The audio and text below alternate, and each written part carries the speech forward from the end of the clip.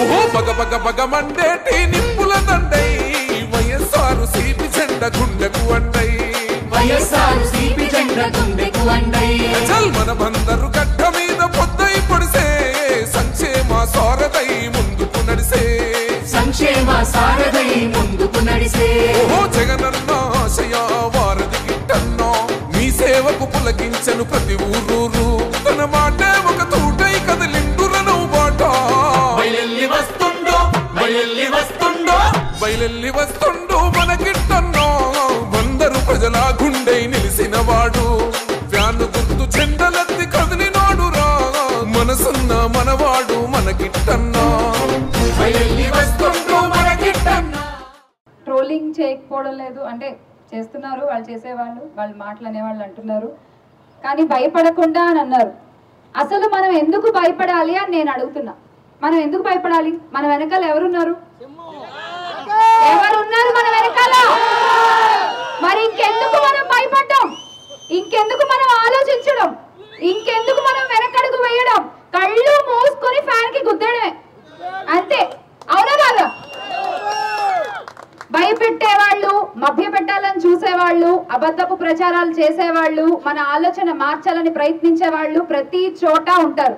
కానీ ఆలోచించి అసలు ఆలోచించక్కర లేకుండా కళ్ళు మూసుకుని ఓటు మనం వేయాల్సింది మాత్రం ఒక్క జగనన్నకే, అవునా కాదా? ఎందుకంటే ఇవాళ కిట్టు గారు లాంటి వాళ్ళ నాయకుల్ని ఆయన మచిలీపట్నంలో ఇక్కడ నించోబెట్టడం అంటే నాని గారు ఉన్నారు, నాని గారు చేయాల్సిన అభివృద్ధి అంతా చేశారు మచిలీపట్నంలో. ఇవాళ చూసుకుంటే పోర్ట్ నానిగారి ఆధ్వర్యంలోనే అది పూనుకుంది, అవునా కాదా?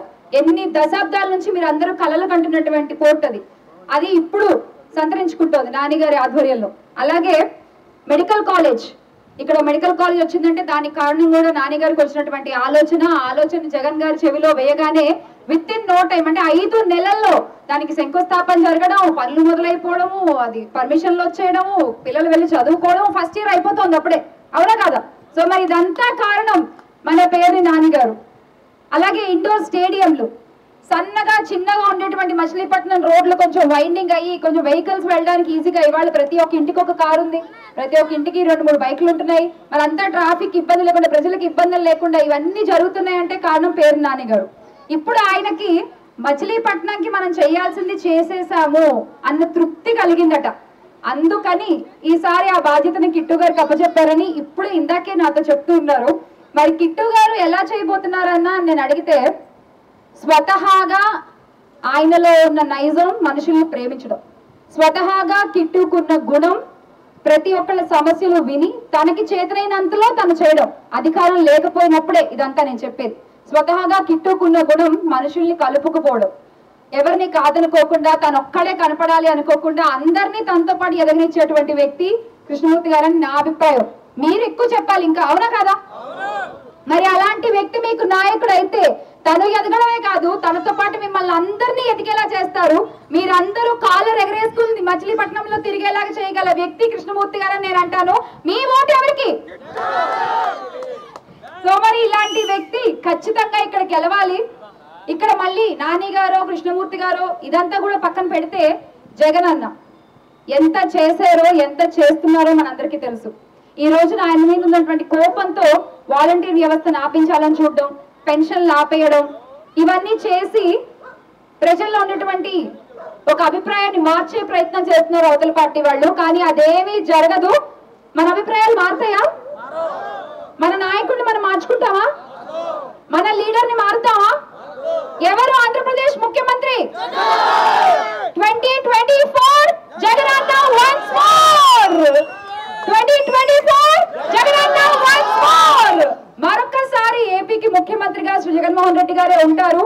సంక్షేమ పాలనలోనే ఆంధ్రప్రదేశ్ సుభిక్షంగా ఉంటుంది. గర్వంగా ప్రతి ఒక్కళ్ళు, ప్రతి పేద కుటుంబంలోని బిడ్డ ఇంగ్లీష్ మీడియం స్కూల్కి వెళ్తాడు, యూనిఫామ్లు వేసుకుంటాడు, చక్కగా బ్యాగ్ టై షూ అన్ని వేసుకుని ఆ బిడ్డను అలా చూడగానే ప్రతి తల్లి కళ్ళల్లో ఎంత ఆనందం అండి. పంపించాలని ఉన్నా కాన్వెంట్ స్కూల్ కి పంపించలేని ఒక పరిస్థితుల్లో ఇలాంటి ఒక సదుపాయాలని వాళ్ళకు అందుబాటులోకి తీసుకొచ్చిన జగనన్నని కావాలనుకుంటారా? లేకపోతే ఇంగ్లీష్ మీడియంలో ఎందుకు తెలుగు ఒకటి ఉంటే సరిపోతుంది కదా, తెలుగుని మర్చిపోతున్నారు అని వంక చెప్పి ఇంగ్లీష్ మీడియం నాపేద్దాం అనుకున్న వాళ్ళతోటి ఉంటారా? ఎవరితోటి ఉంటారు? మనదంతా ఒకటే పార్టీ, ఒకటే నాయకుడు, ఒకటే మాట, ఒకటే గుర్తు. జై జగన్, జై జగన్. కృష్ణమూర్తి గారు, ఆల్రెడీ నేను మీకు ఇందాకే చెప్పాను ఆల్ ది బెస్ట్ అని. చిన్న సవరణ, కంగ్రాచులేషన్స్.